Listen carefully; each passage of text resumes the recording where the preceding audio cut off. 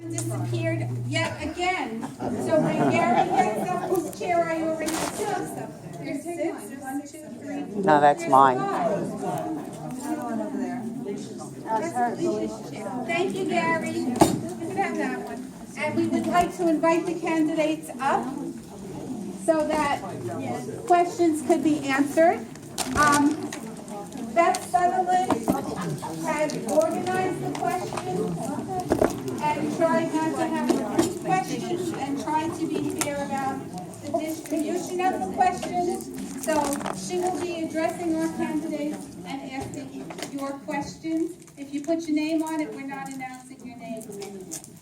So this is Beth Sutherland, and again, our candidates, and we again thank our candidates for coming. We appreciate your participation in these candidates.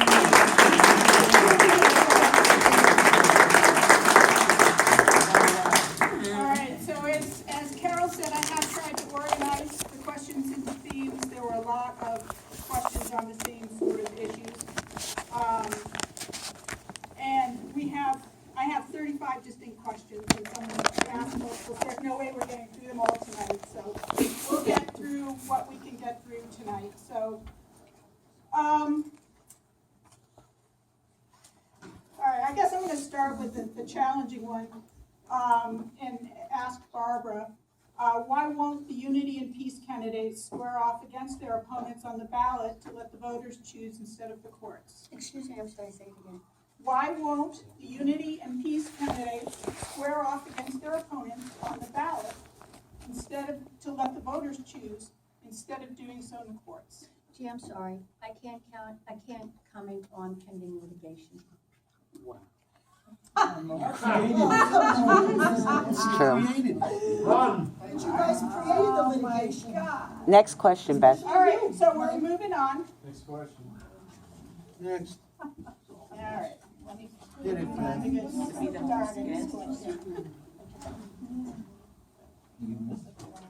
Two of them was litigation.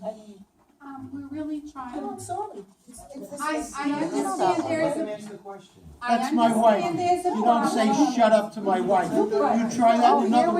You don't try that here, Wait, lady. hold Are you going to it. intimidate me in the parking lot She like you doesn't just say before? shut up to my wife. Wait, I will deal with this. Deal with it. I will deal with it. Deal with it. Who are you gonna tell me you're my mother? This is supposed to be a courteous meeting, and we don't want name calling, we don't want yelling at people, and people have sensitivities that we're not going to pick on. And if someone tells you they are not allowed to answer a question, that should be respected. And, excuse me, you two both have to stop.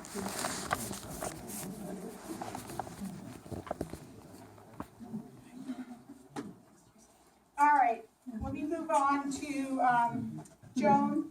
Can we start with a question on the village dock? If the villagers want one, what would you do? So what is your understanding of the processes and or obstacles to establishing a community dock, assuming that you had a reliable way to poll the entire village about this after educating them as to all the costs associated with the project? Wow, that is a huge question. Where to begin? The village dock would not have, what I feel about the village dock would have nothing to do with the outcome of the village dock. It would totally depend on what the residents want. Not the question. They want it. That's not the question. Excuse me, there's no yelling out. If the villagers are in favor of village dock, then we should have SEQA proceed. We should have the DEC investigate the ramifications of a village dock. We should have studies. The study that I saw, which unfortunately very few residents could witness. It was very unfortunate, but there was a wonderful presentation given at Village Hall following a village meeting where Nelson Pope and Voorhees showed a PowerPoint presentation, but only, I would say, a handful of residents were there to witness it. was a wonderful presentation on the feasibility of having a village dock.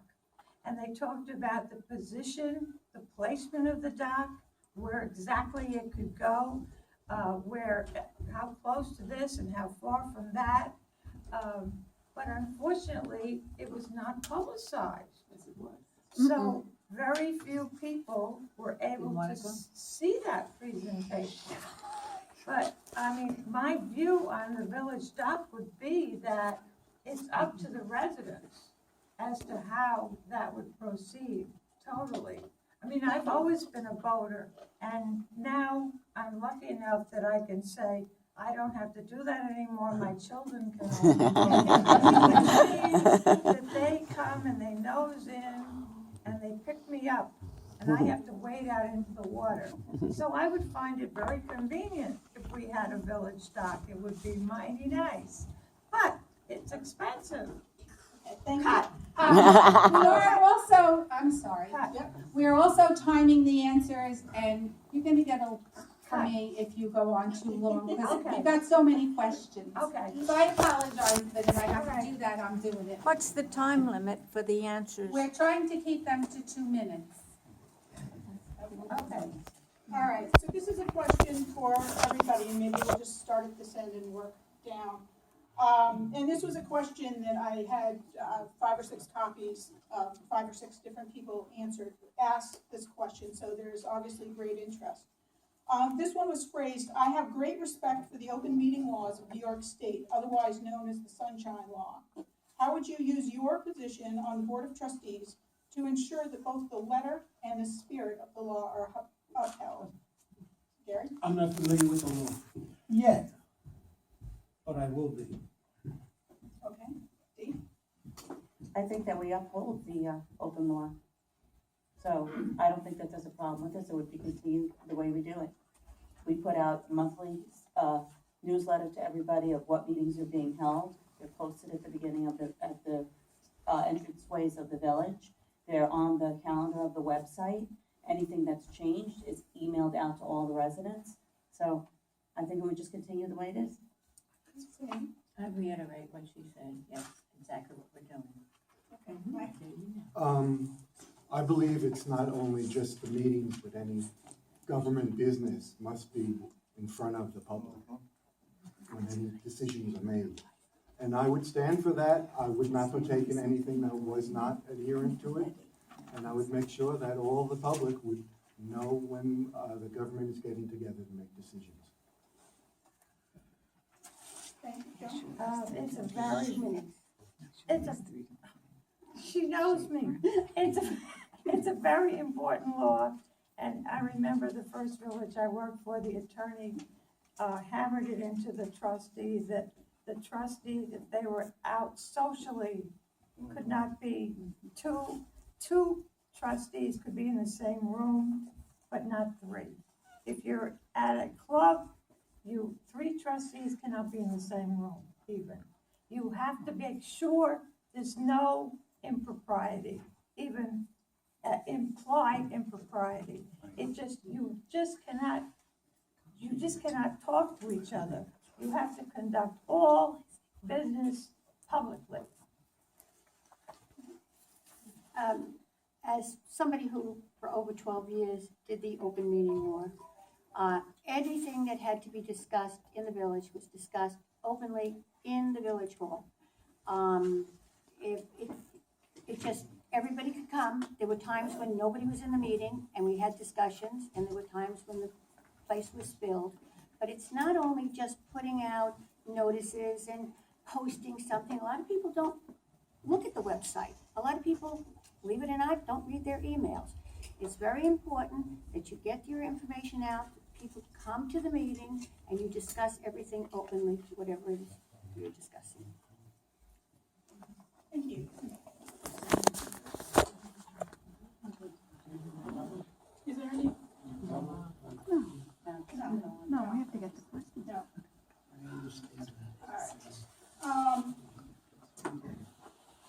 All right, so we did have a few more questions for those who are running for mayor. So this question is for the 2 of you. How important do you think it is for board members to attend trainings and workshops offered by such entities as SCDOA and NICOM, to name a couple of examples. Are trustees and mayors mandated to attend a minimum number of education hours per year, like members of the planning and zoning boards? If yes, are the incumbents up to date? And if it isn't mandatory, would each candidate answer whether you will seek such training anyway, even though you'll be serving as a volunteer? Do you want to kick this off? Sure. I don't think that it should be mandatory that you take different trainings. If you need them to go to them. I needed that for seeker, I went to that one for seeker. But I have a lot more. I have experience in business, I have experience in environmental, I have experience in volunteering. I don't feel that some of the things that NICOM is offering, I needed to be at. One of the things that I thought was important was the election training, which Sandy and I attended last year, and I learned a lot of that election training, because that was something that was new to me. I believe 100% totally that the mayors should go to, and the board, the trustees should have all the education they can have. There are so many changes in the law from day in to day out. Today it's this, tomorrow it's that. There is no way you can actually run a village or a town or whatever without keeping up with the laws and what's going on. NICOM offers a wonderful, wonderful program. They don't have them all upstate any longer. They also have them now on Long Island, so you don't have to go up for a weekend or a week. You can have one. They run it in Hop Hog for a day. They run it here for a day. The planning board and the ZBA are mandated. They have to take those courses. The mayor and the board of trustees do not have to take that. I think they should change the law and make them also take it. Simple things like, freedom of information, FOILs and everything. You really have to know these things, and the only way you know it is to sit down and have somebody tell you how to do it. It is not Zen. I think you need to take that class if you don't understand. You can't read. That isn't what I said. I said I think it's good. The next question is addressed to everybody, and again, we'll go through everybody, and this time maybe we'll start with Barbara and work this direction. Many residents, and I think you see a full room here, want you to try to bring the village together.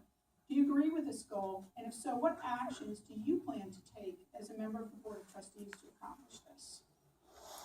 Mine would be basically, I'm going to start with respecting everybody, our usual thing, respect and unity, okay? That's our name.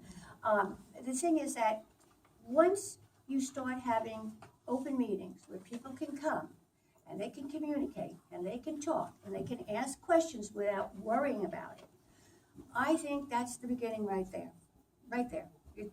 You come to me and you say, you have a problem, you come to me, you don't like something, you come to me, you like something.